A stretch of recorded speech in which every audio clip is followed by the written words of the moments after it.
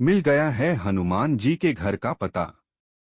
हनुमान जी 7 चिरंजीवियों में से एक है और उनको कलयुग के अंत तक धरती पर ही रहने का वरदान मिला है। हनुमान जी आज भी हमारे साथ, हमारे बीच ही रहते हैं। कई लोगों का ये दावा है कि वो अपने भक्तों को साक्षात दर्शन भी देते हैं। अगर आप भी चाहे तो हनुमान जी के साक्षात दर्शन पा सकते हैं। रामायण के अंत में जब सीता मैया धरती पर समा जाती है, तब कुछ समय बाद श्री राम भी अपना देह त्याग देते हैं और वैकुंठ धाम चले जाते हैं। तब हनुमान जी उनकी याद में हर उस जगह जाते हैं जहां श्री राम जी गए थे। उनकी याद में हनुमान जी एक बार श्रीलंका भी पहुंचे। वहां उन्हें मातंग कबीले के लोग मिले जिनके साथ हनुमान जी कई वर्षों तक रहे।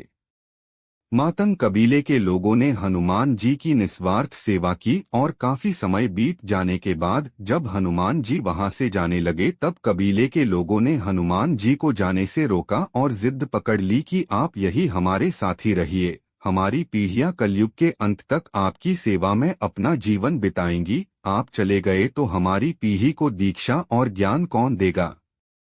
लेकिन हनुमान जी ज्यादा समय एक ही स्थान पर नहीं रुक सकते थे।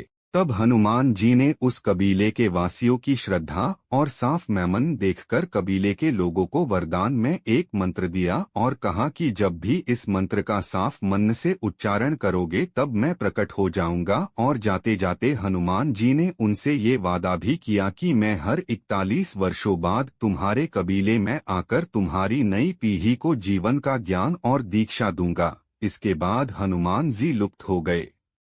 मान्यता है कि उसके बाद हनुमान जी दक्षिण भारत के गंधमार्दन पर्वत पर वास करने लगे और आज भी वो वही रहते हैं। हनुमान जी अपने वादे के अनुसार 41 साल में श्रीलंका के मातंग कबीले में जाते हैं और वहां के लोगों को जीवन और मृत्यु का ज्ञान, मोक्ष की प्राप्ति पर ज्ञान देते हैं। उस कबीले का सरदार हनुमान जी का दिया हुआ ज्ञान एक हनु पुस्तिका में लिखता रहता है।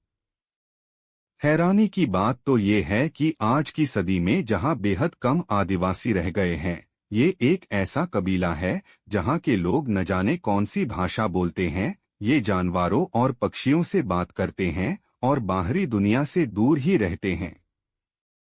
न ही इन कबीले वालों को किसी चीज का लालच है, न इनको बाहरी दुनिया और उनके लोगों में किसी भी प्रकार की दिलचस्पी है।